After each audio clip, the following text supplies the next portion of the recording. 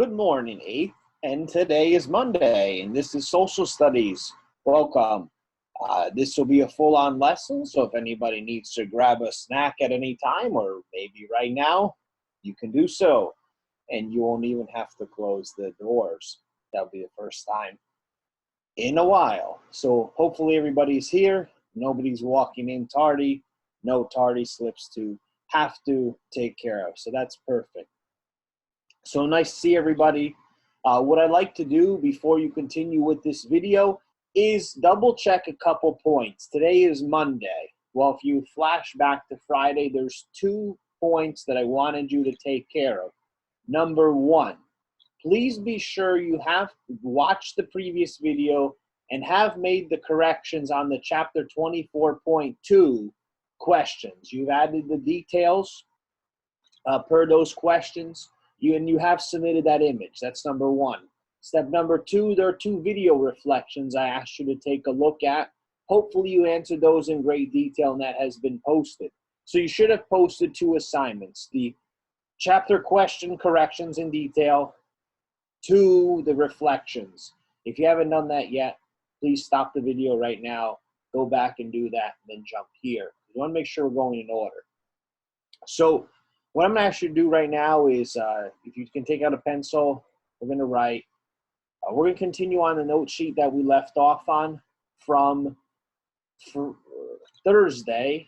And this is from class. When we were in the classroom, we were jotting down some information. We're going to pick up right where we left off. This is the same note sheet. So if you have some of those note sheets left over, or you want to print out a note sheet, there's one attached on the bottom here in the Google Classroom. You can go ahead and print one out. If you'd rather just go ahead and use a blank piece of paper, draw a line on the left-hand side, please. Use a straight edge of a book, however to keep it neat. So we can get questions and main ideas on the left and keep everything in order. So take a moment and do that now. At any point, okay, feel free to pause the video, stop, rewind the video. And rewind is a term when we're talking about videotapes or video cassettes. I know that a couple of our friends, Gabriella's trying to get that to work, so hopefully you know what rewind means. But go back at any point if you need to.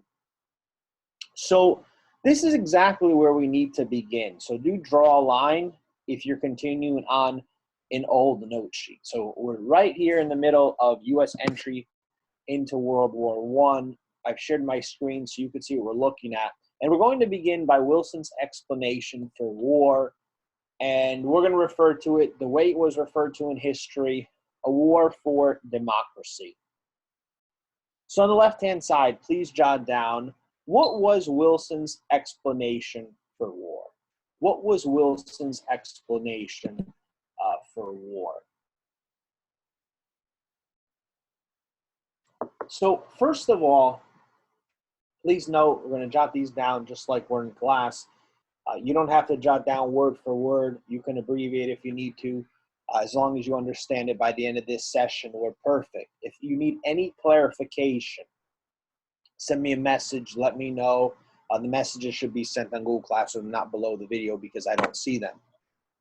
Here are the 5 basic explanations. Number 1, President Wilson knew he needed a reason for going into war. He knew there needed to be a reason because he had to convince the American people that war was necessary, that war certainly needed to happen. You have the United States, right, sort of divided here. You have these isolationists who want to stay out of war.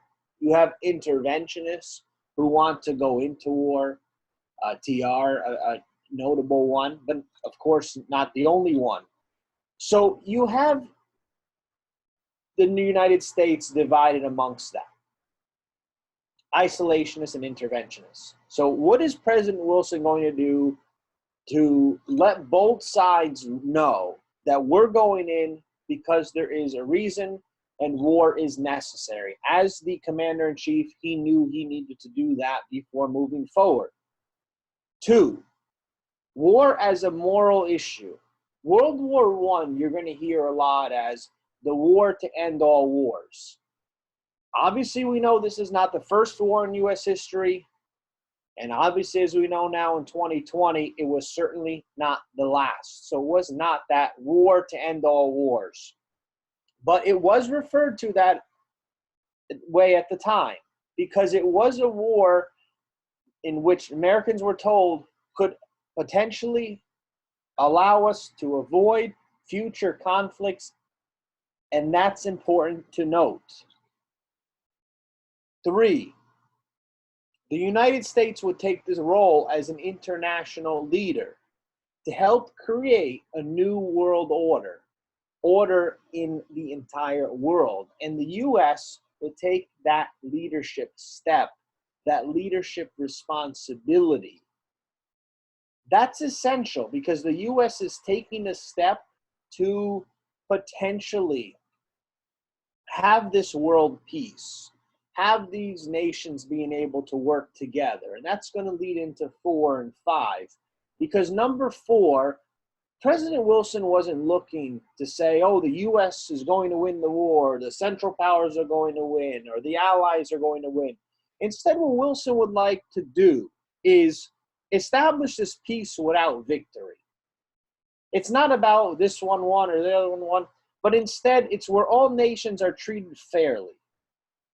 Have this peace without victory, where all nations are treated fairly. That allows us to realize that Wilson's not looking just at 1917. He's not looking at just pre-1917, but he's looking also at post-1917 when this war eventually does end. What's going to happen? Where are these nations going to stand? And not just where the United States is going to stand, but where is the world going to stand? How are we going to have this established peace without victory? Or is everything going to get worse?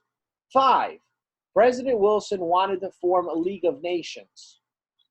We're going to talk about this a little bit more towards the end and the next couple days. But a league is a group, a team, works together. And when you say League of Nations, those are a series of nations that would work together to establish this peace, this unity. And Wilson is going to strive for that, which is why this war connects so perfectly to religion, to our faith as well, where we're not just jumping into war to say we're stronger or we could win, but instead, how can we establish this peace without victory? How can we work together for the good of this country that God has provided us? How can we work together for the good of this world which God has provided each of us? A second point to jot down on the left. Why was 1917 a pivotal year in U.S. and world history? Why was 1917 a pivotal year in U.S. and world history? 1917, we need to make sure you know that this number 1, okay, is when the United States joined the war in Europe. 2, it is when Russia pulls out of World War I. Because what you have happening here is Russia, as I mentioned, has a series of its own problems at the time, where you have the Russian Revolution. And the Russian Revolution impacts global alignments for the rest of the 20th century. You do need to know, 1917, United States into the war and Russia out of the war because of their own dealings of the Russian Revolution or with the Russian Revolution. Take a moment, jot down those two. Below on here, when I say below, I mean on Google Classroom. I've attached a video on the Russian Revolution, which I would have shown in class, but unable to do so at the moment. So take a moment, look at it if you have some time for a deeper understanding of the revolution. But what I do need you to understand, just in a nutshell here, and this will be our third point. What was the Russian Revolution? So take a moment on the left-hand side. What was the Russian Revolution?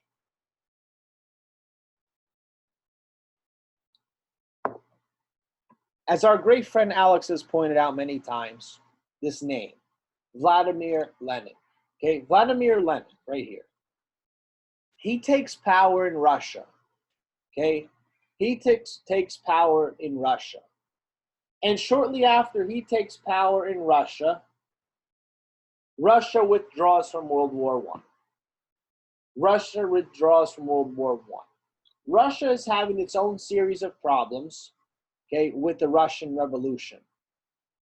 The Russian Revolution, you need to know, completely transforms both the global military and political world for the rest of the 20th century.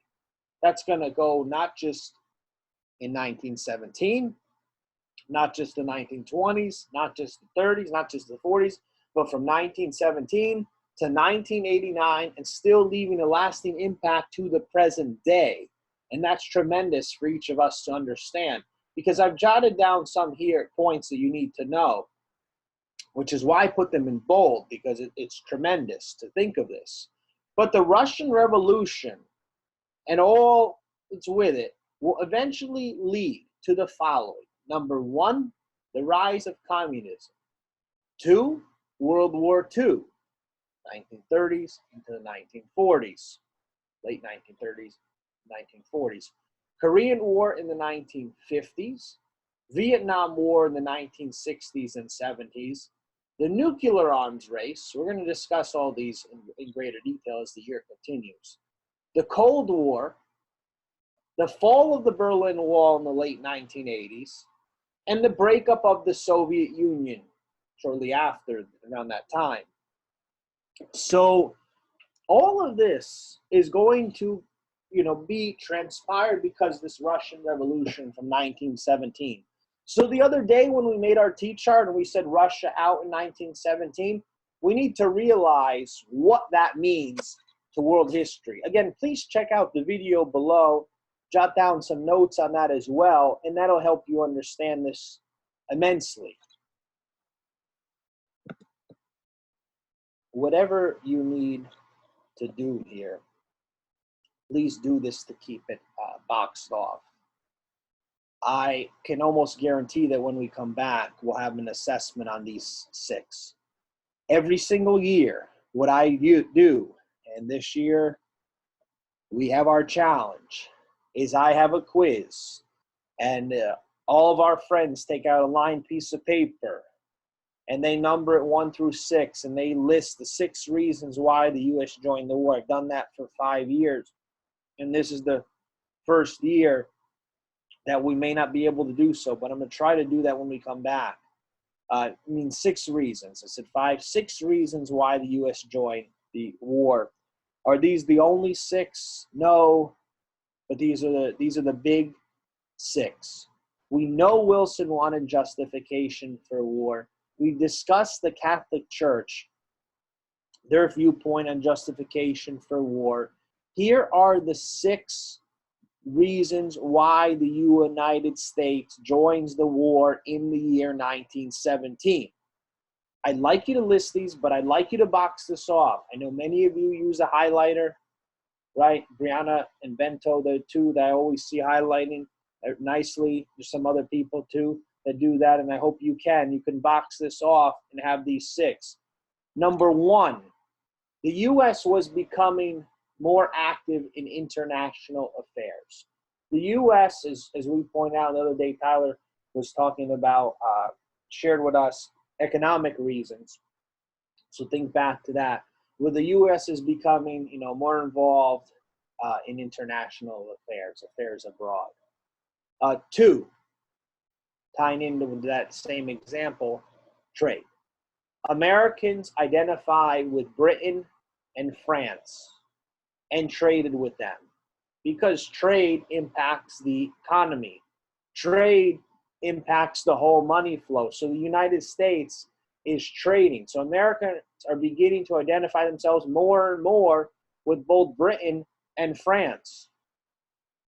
3, President Wilson believed the U.S. should take the lead to create a new world order, a lasting peace. Wilson is saying the U.S. needs to be the leader at this moment in time, and the U.S. needs to go ahead and establish a lasting peace, not just for the United States, but for the world. that they need to take a role in the world to establish peace. 4, I hope you remember this from the other day, and I'm sure you do, the Zimmerman telegram to Mexico. Zimmerman telegram to Mexico was a direct threat to the United States. We analyzed that, we broke that apart as much as we could, but that Zimmerman telegram to Mexico ends up becoming a direct threat to the United States. And if you have that with you at home, it should be in your notebook. You can look that over if you need to as a reminder. There's a great video that you reflected on, and if you rush that, double check that. So you do need to fully understand that point. 5, I bolded this. I bolded this just like the word traded for a big reason. Germany resumes the use of submarines to attack U.S. ships. We might remember the other day, and our great friend Jason shared the answer here. But basically, what I asked the other day, and you had that on the test too, was this question. Let me read it to you again. How did President Wilson react to Germany's use of submarine warfare? Well, you don't need to jot this down, but you need to remember that President Wilson warned Germany not to attack American shipping, and he threatened to break off all diplomatic relations. Well, Germany resumes the use of submarine warfare after Wilson has already reacted. It's pretty interesting. The situation is escalating. And at the same time, the United States needs to take a look at point number 6.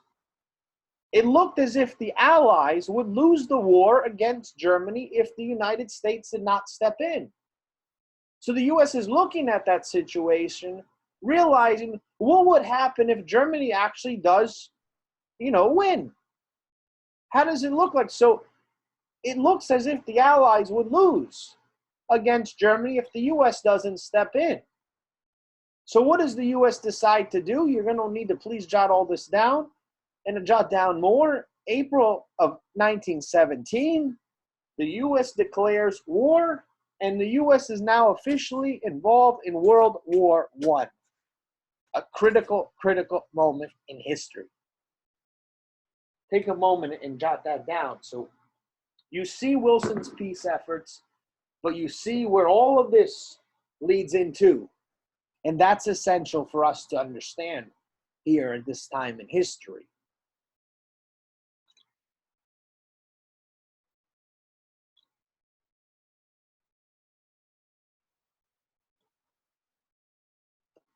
Back up for a moment here.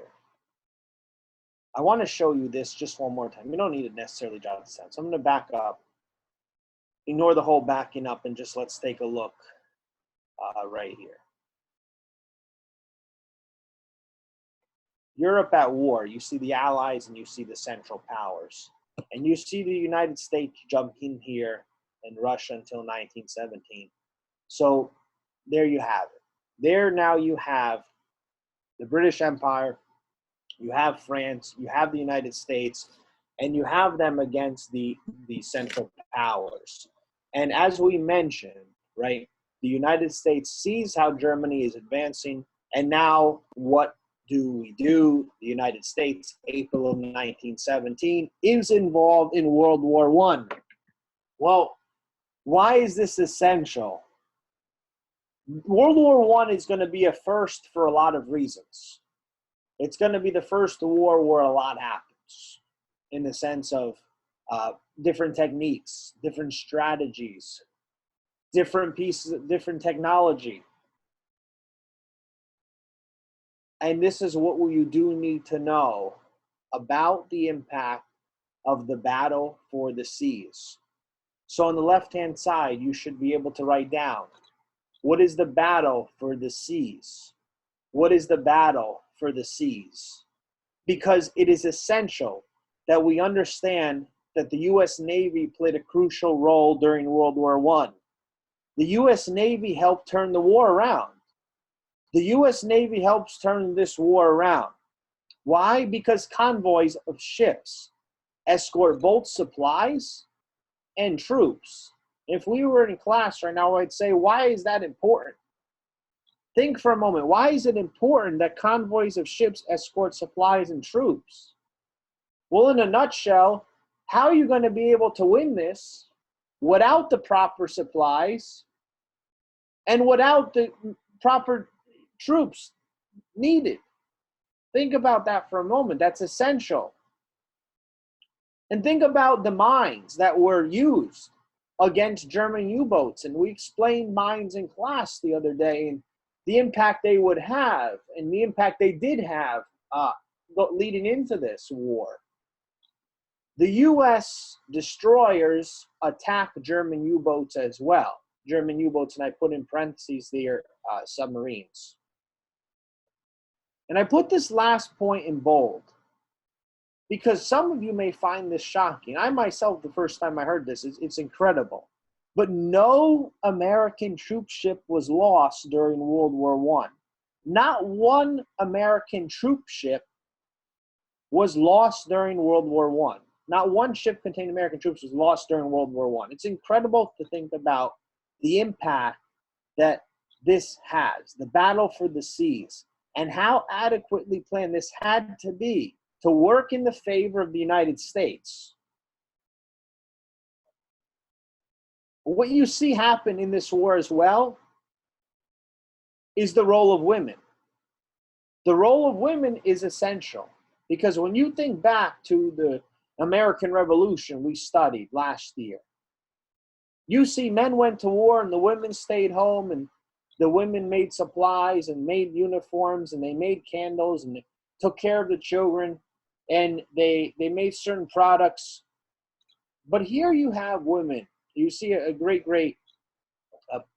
poster, promotional poster on the bottom here, where it's encouraging women. You know, I want you for the Navy. You see a female figure there. This is new for the time. You see the females pictured here in their naval attire. You see them here. You have the women involved, and women play a crucial role in the impact, you know, that the United States will have right here in this war.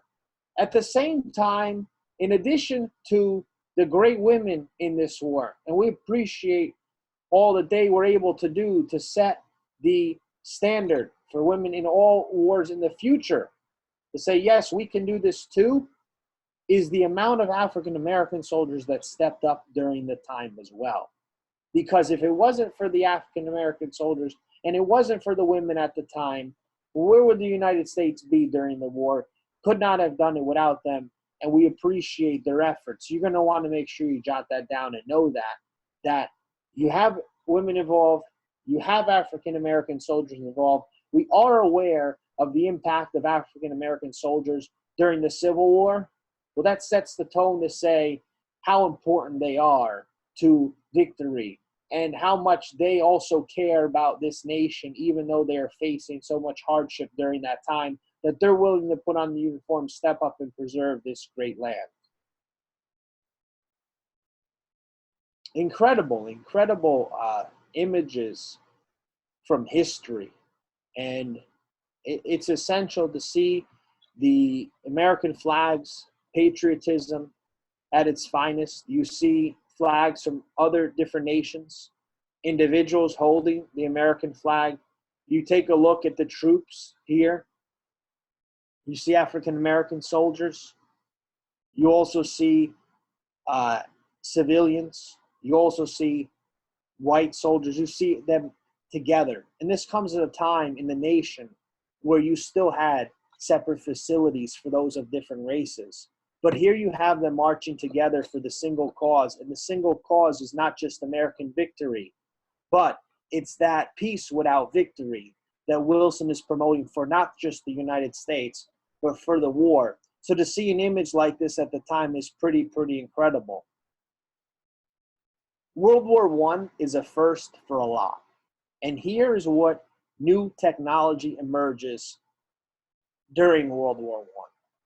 I'm going to post a video on the bottom. There's going to be two videos. One, the Russian Revolution, and two, the first during World War I, new technologies.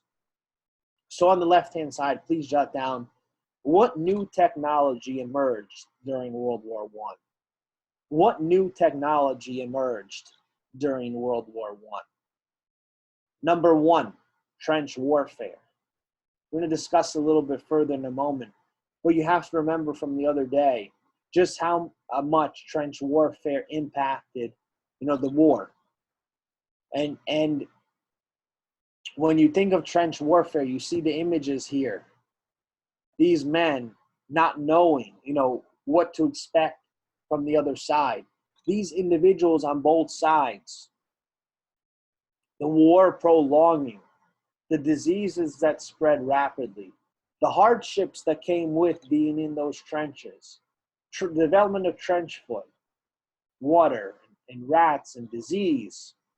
And it's incredible to think about the bravery that they showed. And if you remember when we went to Knights of Columbus Museum last year, you will recall the trench that was set up to show you what it was like. Of course, nobody knows what it's like except for those brave individuals that fought in those trenches. But if you remember that, that's important to know. You have chemical weapons. You have mustard gas. You have submarines. You have a modern navy and battleships.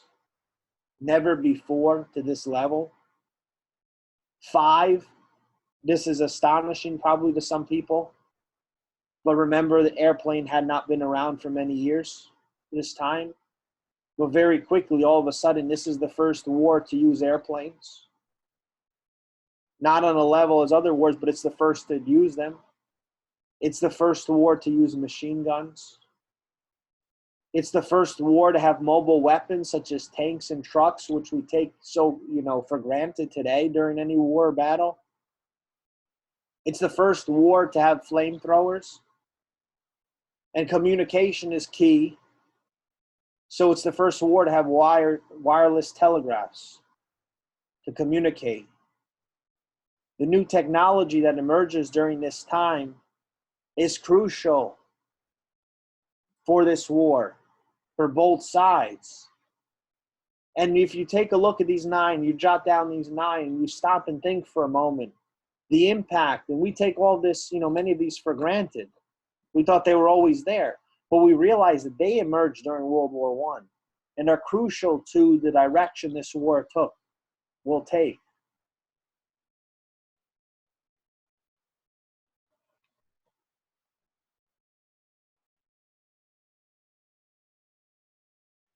You see for a moment here, and if we were in class, I would say to stop for a moment, which I will right now, and ask you, what do you see? And of course, when you look at this primary source, you see a lot. I'd like you to take a moment. You don't need to jot anything down. You could just look and we'll discuss. But you see these walls here. What are the walls made out of? The walls are made out of dirt. They're dug into the ground. And look how many soldiers. You have 4 right here. Possibly one more here. Could be possibly 5, but at least 4. You could see at least 4 right here. And you have these soldiers literally on top of each other. 2 soldiers here, completely exhausted. You have other soldiers here. There's not enough room. There's not enough room for them. There, you could see the strain, the exhaustion in them. You have these bags piled on top as well. You have these walls made out of wood. Look at the ground. What is it? It's dirt. It's dirt. And you see these men here just waiting. Who is going to strike first? And imagine being there right now and feeling what they felt. It's something we have never, ever known in our lives, and hopefully we'll never be able to. But we have to be thankful for these individuals who willingly took this sacrifice. They went in these trenches not knowing what's going to happen. Many of them never coming back again. And this is another powerful image. What is trench warfare on the left-hand side, please? What is trench warfare on the left-hand side? The two armies dug trenches, and the reason why these trenches underground were built is to protect themselves from both bullets and bombs. So they wanted to protect themselves from bullets and bombs. But at the same time, you have these individuals here. You have these individuals here on both sides, many times not making a move. And you have this stalemate. You have this war stalling. Where do we go from here? And if one doesn't fire first, how long is this prolonging for? And who is going to take that risk? What are the consequences that come with that? And again, take a look at what they're wearing. The exhaustion that they're facing. And some even with that exhaustion have a smile on their face because they know what they're doing. They know they're protecting the country that they love.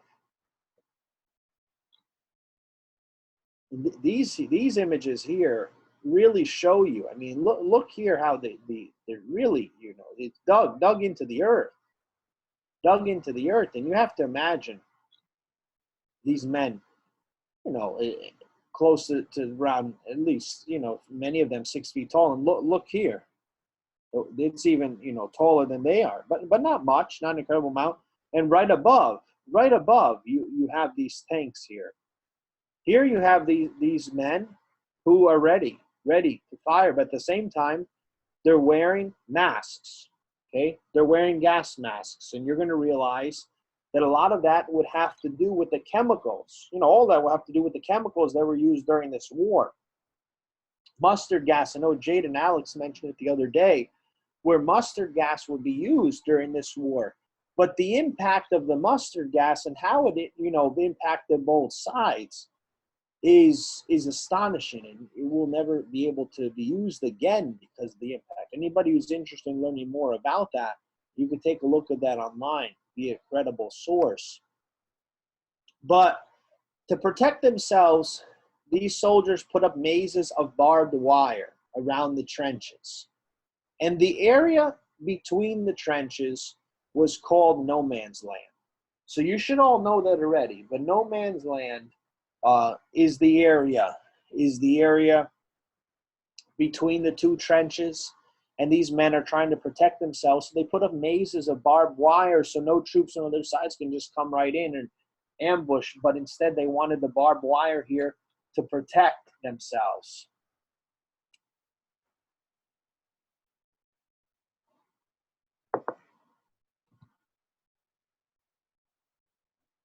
They stayed there. They ate there. They slept there. I mean, think about right here, this area. Imagine eating. You're having your lunch there. You're having your dinner there. And you have lunch. Sometimes you don't have any because there's not enough food. Not enough food. We have the great privilege to have 3 meals a day with snacks in between. And these men sometimes went days without anything because they didn't have enough food to get there in time. At the same time, where's their bed? There's no bed. They have to sleep there in these trenches, in the dirt, in the mud, in the water. First one side, and then the other side would try to break through at some point. But if you take a look at the trenches dug into the earth here, and who's going to take that risk first? Who's willing to make that first move? And where do you go from here with it? Where would you go from here? It's incredible to think about that and the bravery that they showed during this time. And some of the images are from the unit are quite astonishing. We're going to end with a few. But it was very difficult for either side to win a battle this way. It's very difficult for either side to win a battle this way. And what happens is trench warfare claims many lives. Not all of it comes from firing, from guns, from weapons. No. A lot comes from disease, starvation, hardships faced. I mean, the toll it has to take on you mentally as well to continue, to persevere is incredible, and takes an incredible amount from you to continue to push forward, to want to do your best each and every day to preserve this nation that God has given us. It just sheer chaos. Take a moment. We'll take a look at some of the images here. You have the gas mask, mustard gas. I mean, you can't see anything around you. I mean, imagine being one of them. You can't see anything around you. You have this individual here ready to fire, but what is he firing at? I mean, is he going to take the risk and stand up any taller? Because look above him. He can't, because it's either him or the other person or the other individuals. This almost looks surreal, or as if it's from a film, but it's not. These are gas masks. These are individuals trying to protect themselves from the chemicals that they were facing, ready to fire. You have individuals who just pass out from exhaustion. I mean, imagine wearing all of this equipment here. You wear all this equipment here, and you continue. I mean, it's hard enough to be in these areas, but imagine wearing that, just scared. I mean, is this really going to protect him from any bullet? No, but he's ducking. He's taking some kind of stance here to protect himself. I mean, take a look at the planes. Would we go on a long journey on these planes? Most likely not, because these planes, as you need to understand, do not fly as high as the ones we have today. Not at all. Not close to that at all. Because you have you think of the cockpit that are in the planes today. It's open. Here it's open. You think of some of the older planes. It's open. And you have here other different means. You have an air balloon that they're using. You have individuals dying from starvation. It's a hard image to see, but that's what happened. And we'll continue this next time, and I'll leave with this image here. Of course, each cross represents one individual's grave. The impact this is going to continue to have. What I'd like you to do is stop and reflect for a moment on the impact this has on lives we never knew, the lives we must always know. I hope you jotted down the information, but more importantly, I hope you realize the sacrifices these individuals showed for each of us to be here today, to be able to be at home today, to take this lesson, jot it down, share with others is because of them. And that's the most important outcome for today, is to realize what they gave for us, because they paid the ultimate sacrifice so we can have what we have today. We're forever grateful. I thank you for your attention. I'd like you on this post to do the following. This is what you need to do. Please take a moment and attach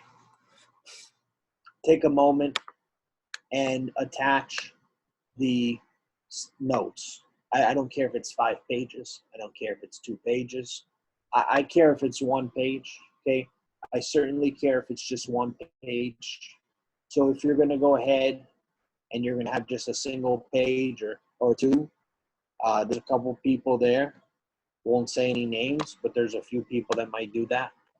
Then you just skim through the video. What I like you to do, jot that down and attach the notes for today. You attach the photo. That's on the first post. The second post, I'm going to grade as a quiz grade.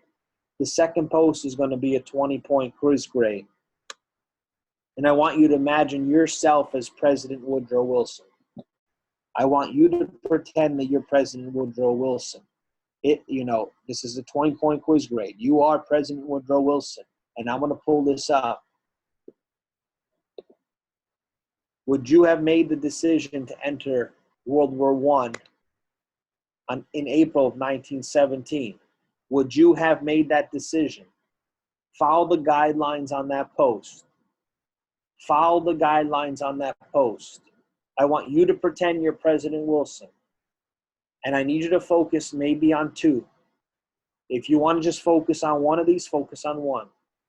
But focus on 2, 1 to 2. If you do more than 2, it's not going to be detailed enough on the points.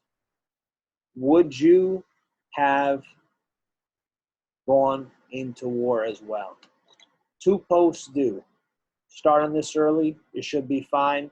This is the same equal that we just had a lesson here, same time as the one. If this is shorter than a regular lesson we would have in class, and then the post would have been an assignment you would have had anyway.